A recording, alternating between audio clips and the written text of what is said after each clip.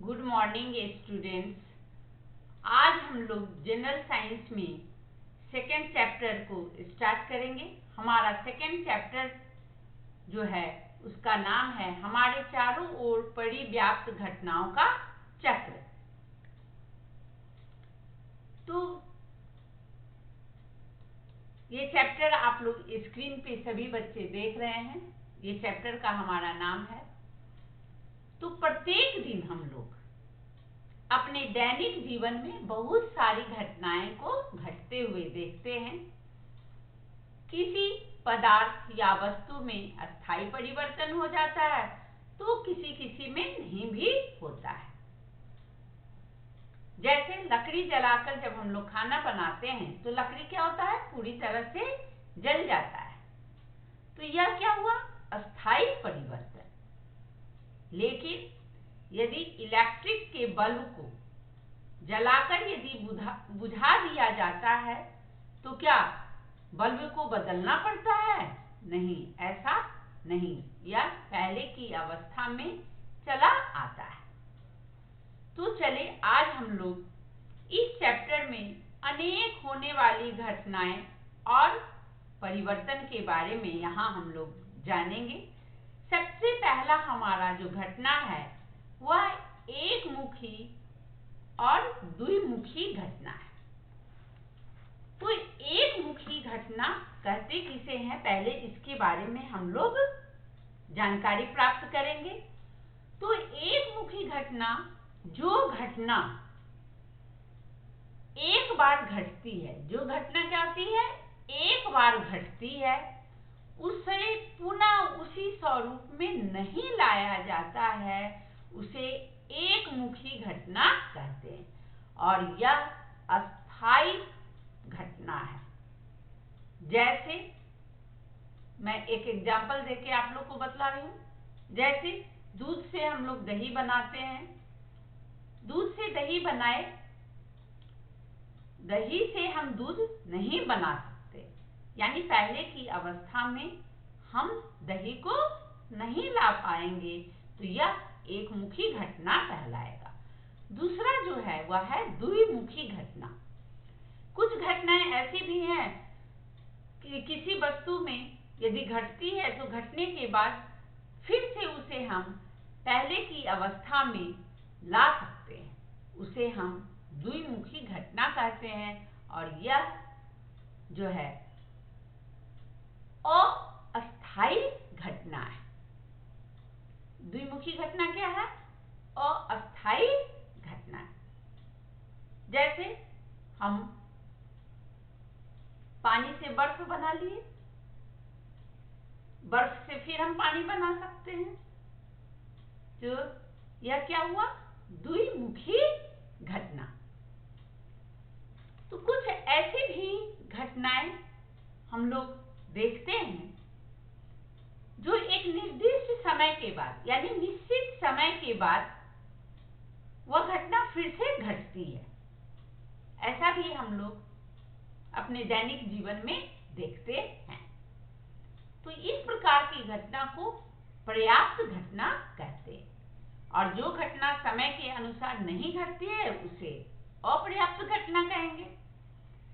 जैसे हम लोग देखते हैं दिन से रात होता है और रात से दिन होता है, यानी एक निर्दिष्ट समय के बाद वह घटना जो है फिर से घटती है। दिन से रात हुआ, फिर रात से दिन हुआ, तो यह पर्याप्त घटना कहलाएगा। और जैसे हम लोग देखते हैं कि कभी कभी तूफान आ जाता है या कहीं बाढ़ आ जाता है, तो इसका तो कोई समय निश्चित नहीं है, तो इसे हम अपर्याप्त घटना, इस घटना को हम लोग बोलेंगे। कुछ घटनाएं जो हैं हमारी इच्छा से और कुछ घटनाएं जो हैं हमारी इच्छा के विरुद्ध घटती है। जैसे यहाँ हम लोग चित्र में देख रहे हैं, पेड़ से पत्ते का गिरना, यह अनैच्छिक घटना है। हमारे इच्छा के अनुसार ये घटना नहीं घटती है, लेकिन यहाँ हम लोग देख रहे हैं कि अपने हाथ से बैग को उठा रहे हैं, तो यह क्या है, इच्छित घटना है। घटना होती है कि कुछ घटनाएं प्रकृति या मनुष्य को नुकसान नहीं पहुंचाती। जैसे हम बैग को उठाए तो कोई भी मनुष्य को इससे हानि नहीं होगा, लेकिन कुछ घटनाएं ऐसी होती हैं जिससे हमारी प्रकृति और दूसरे मनुष्य को हानि पहुंचता है। जैसे यहाँ हम लोग देख रहे हैं कि गाड़ी से धुआं निकल रहा है, धुएं से वायु हमारा प्रदूषित होता है, यानी दूसरे को इससे हानि पहुंचेगा, तो यह अनैच्छिक घटना कहलाएगी। यहाँ हम लोग देख रहे हैं लाउड स्पीकर बज रहा है, लाउड स्पीकर के बजने से दूसरी लाउड स्पीकर जब बजता है तो ध्वनि प्रदूषण होता है, जिससे आसपास के व्यक्तियों को कठिनाई होती है, तो यह भी अनैच्छिक घटना है। तो कहने का मतलब कि जो घटनाएं मनुष्य को नुकसान नहीं पहुंचाती है उसे ऐच्छिक, और जो घटनाएं मनुष्य को नुकसान पहुंचाएगी उसे अनैच्छिक घटना कहते हैं। इसके बाद कुछ घटनाएं जो हैं वे प्रकृति द्वारा घटती है और कुछ घटनाएं जो हैं वह मनुष्य यानी हम लोगों के द्वारा भी घटती है। तो जो घटनाएं मनुष्य के द्वारा घटती है उसे हम मनुष्य निर्मित घटना कहते हैं, और जो घटना प्रकृति से यानी स्वाभाविक रूप से प्राकृतिक कारणों से घटती है उसे हम प्राकृतिक घटना कहते हैं। जैसे आग लगना, यदि जंगल में आग लग जाता है, जंगल में आग कैसे लगता है, तो सूखे हुए पेड़ों की डालों के घर्षण से वहां आग लग जाता है। तो यह जंगल में आग लगना जो है यह प्राकृतिक घटना है। लेकिन यदि हम लोग खाना बनाने के लिए स्टोव जलाते हैं, गैस जलाते हैं, और हमारे असावधानी के कारण यदि आग लग जाता है तो यह मनुष्य द्वारा निर्मित घटना कहलाएगी। उसी प्रकार जैसे हम लोग सुनते हैं कहीं कहीं बाढ़ आ गया, तो बाढ़ क्या होता है, अधिक बरसात होने से जल अधिक जम जाता है और ड्रेनिंग सिस्टम नाली का निकास सही नहीं होने के कारण उस एरिया में जल का जमाव जो है वह अधिक हो जाता है। तो यह जो है प्राकृतिक घटना के कारण ऐसा हुआ है। बरसात का होना क्या है, बरसात होने के कारण यदि बाढ़ आता है किसी भी इलाके में तो यह प्राकृतिक घटना है। लेकिन बांध के जमे पानी को छोड़ने के बाद, जैसे हम लोग नदी के बीच में हम बांध बांधते हैं, तो वहां पर कभी कभी क्या हो जाता है कि बांध किसी कारण से टूट जाता है, या जब पानी का स्तर अधिक हो जाता है बरसात के दिनों में, तो उस पानी को बांध खोल देने से पानी क्या होता है दूसरे क्षेत्र में चला जाता है, जिसके कारण पानी का लेवल उस नदी में कम हो जाता है। तो बांध के जमे पानी को छोड़ने के बाद बांध को बचाने के लिए जल छोड़ा जाता है, क्योंकि पानी का लेवल जब ऊंचा हो जाएगा तो बांध टूट सकता है।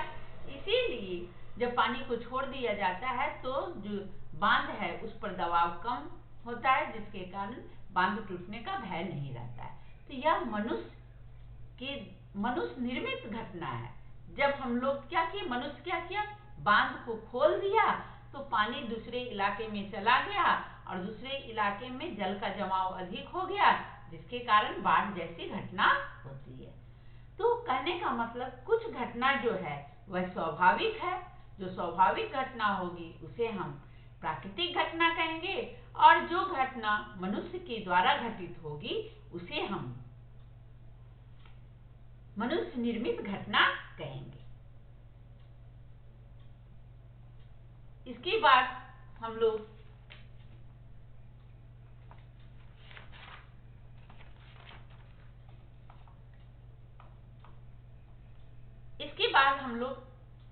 मंथर और ध्रुव घटना के बारे में जानकारी प्राप्त करेंगे।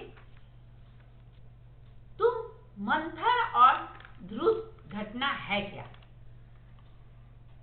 तो मंथर घटना, मंथर का मतलब मंद, मंद मतलब धीरे धीरे।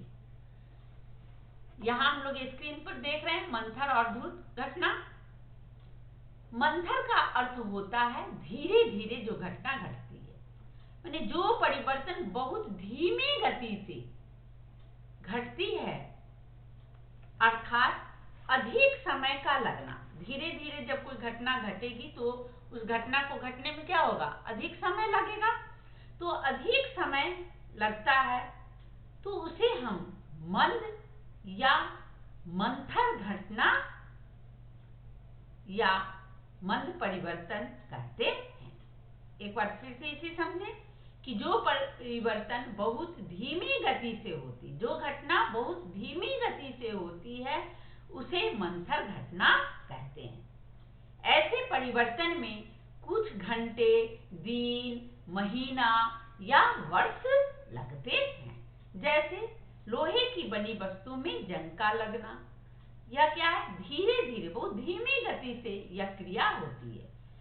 शिशु का आदमी बनना, छोटे बच्चे से जब बड़े आदमी बनते हैं तो छोटे बच्चे से बड़े आदमी बनने में बहुत लंबा समय लगता है, यानी दिन, बहुत लंबा दिन भी लग जाता है, या महीना भी लगता है, या घंटे भी लगते हैं, यानी धीरे धीरे यह घटना होता है।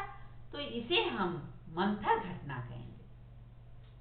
और कुछ ऐसी घटना होती है जो बहुत तेज गति के साथ होती है, तो तेज गति से घटित घटना हम लोग द्रुत घटना कहेंगे। ऐसे परिवर्तन में कुछ क्षण, सेकंड या यह घटना मिनटों में हो जाते हैं। जैसे कागज का जलना, कागज में जब हम लोग आग लगाते हैं तो कागज क्या होता है, तुरंत जल उठता है। बर्फ का पिघलना, जब हम पानी को बर्फ में बदलते हैं और बर्फ जब पिघलता है तो जैसे ही उसे हम लोग बाहर के वातावरण में, यानी जैसे फ्रिज में आप लोग देखते होंगे कि फ्रिज में बर्फ को रखते हैं और बर्फ जैसे ही हम बाहर निकालते हैं वह बर्फ क्या होने लगता है, पिघलने लगता है। यानी कुछ सेकेंड या कुछ मिनट में ही बर्फ जो है पिघलने लगेगा, या कागज जो है उसे जलने में कुछ मिनट या सेकेंड लगते हैं। इसीलिए इस प्रकार की घटना को हम लोग कौन सी घटना कहेंगे, तो द्रुत घटना इसे हम लोग कहते हैं।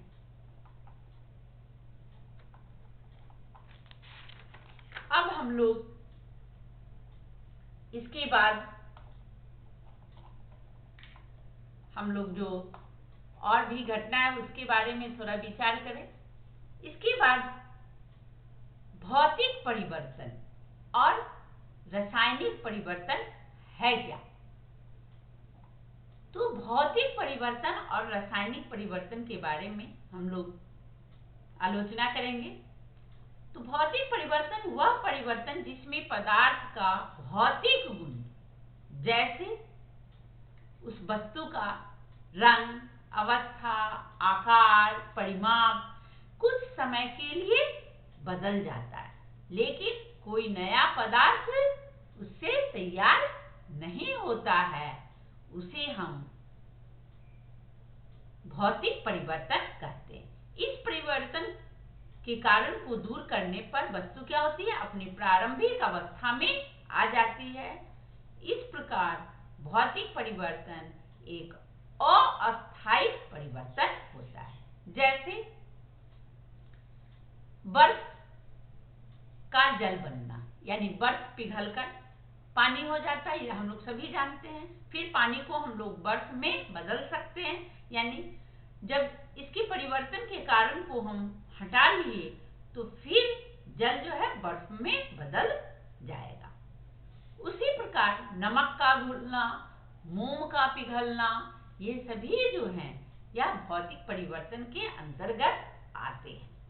कुछ ऐसे भी परिवर्तन हम लोग देखते हैं कि जिसमें वस्तुओं यानी पदार्थ के गुण सर्वदा के लिए हमेशा के लिए बदल जाते हैं और नए गुणों के साथ उनसे नए पदार्थ का निर्माण होता है, जिनकी बनावट तथा भार मूल पदार्थ से बिल्कुल भिन्न होते हैं।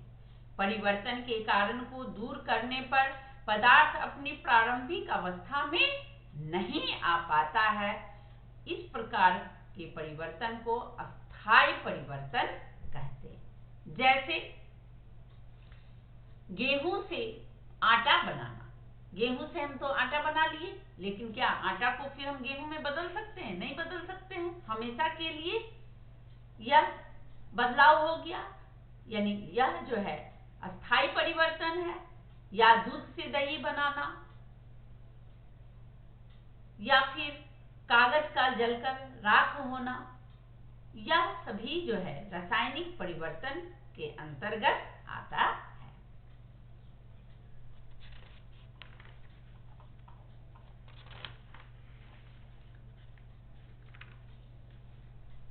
इसके बाद है कि कुछ घटनाएं ऐसी भी होती हैं जिसमें भौतिक और रासायनिक दोनों परिवर्तन एक साथ घटित होता है। जैसे मोमबत्ती का जलना।